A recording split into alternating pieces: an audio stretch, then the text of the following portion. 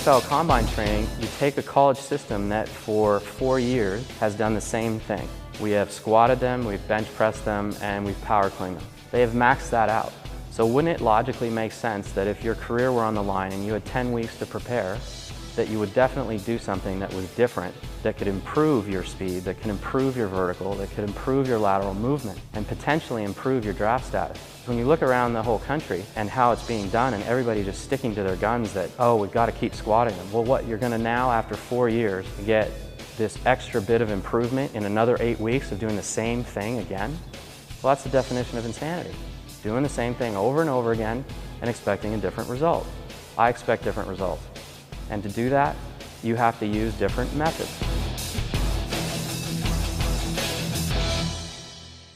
What we attempt to do that's different is we are going to plyometrically strength train these people in a very short amount of time to see what drastic gains we can get in terms of improving their 40, improving their vertical, improving their lateral movement, and we will of course still address the 225 rep test. The first thing you've got to do is assess what's wrong with them. Most of these guys will come in injured, and you have to solve that quickly. The second thing is figuring out what muscle deficiencies they have, muscle imbalances they have that are limiting their power. Each muscle has to balance with the others in terms of strength, power, and flexibility. Because if it doesn't, you're going to have muscle tears, and you're certainly not going to maximize their performance ability. To improve somebody's 40 time, you essentially have to turn them into a track athlete very quickly. The start is the key to a successful 40. So understanding what your start position is, how you can best maximize your force coming out, because your first step alone should cover the first 1.5 yards, and now you're running a 38.5 yard dash, not a 40. It's all about being as efficient with the distance you're running in a shortest amount of time. The other side of the coin is how do you improve the power in a very short amount of time? Well, they've been weightlifting their whole career, so you're not going to just keep weightlifting and they get more power out of that.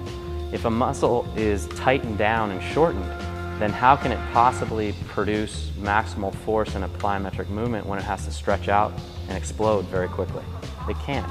And even if it does, it's just going to explode out and tear. By using the throw-off mechanism, we teach the athlete to catch the weight and throw it very quickly with their legs. They are able to neurologically train their brain to start producing their force much quicker. You are teaching the athlete to produce the maximum amount of force in the shortest amount of time. By addressing the biomechanics of it, by improving their plyometric power, and also addressing their muscle balance, muscle symmetry, flexibility, and joint mobility, you have a chance to get improvements in an 8 to 10 week period.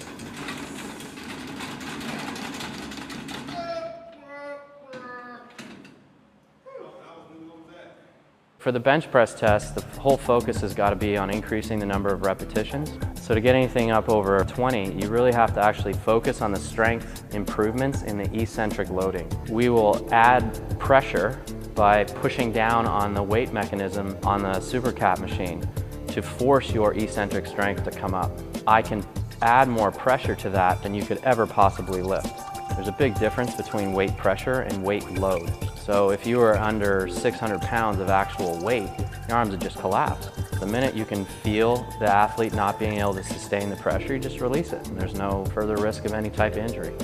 So we'll have them resist in 3 different positions isometrically, while they're also having to move it back and forth concentrically and eccentrically. And by focusing on moving the weight explosively, you're able to bring up their strength very quickly. Plyometric is a quick, explosive ability by definition. So what we do is an exercise called throw-offs, where the athlete actually has to throw 225 pounds up and off his chest repeatedly.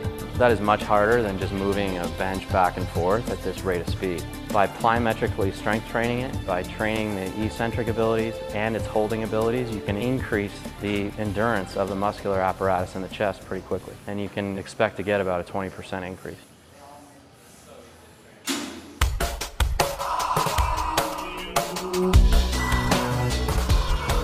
If you look at a jumping movement specifically, jumping involves a very quick, explosive movement, and it's a combine between the feet, the ankle, the knee, the hip, and the alignment of the spine. And then it's the accelerating capacity of the arms to time itself properly with the feet. Now it's done in a difficult fashion for the combine because you're standing still. It doesn't allow you to use movement to help you energetically. So you'll need starting strength, accelerating strength, speed strength to all help you do that.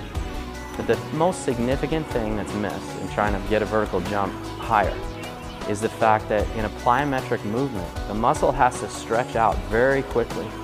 It has to be relaxed to be able to do that, not under heavy weight load like you're doing with a squat.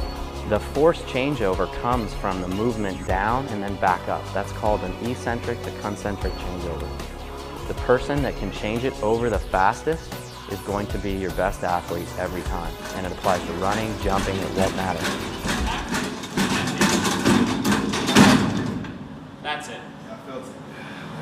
You gotta feel that talking about stuff. It almost felt like I wasn't using energy. The 5-10-5 test and the L-cone test I would lump into one category. You want to come down, touch, and push. It becomes a spring load.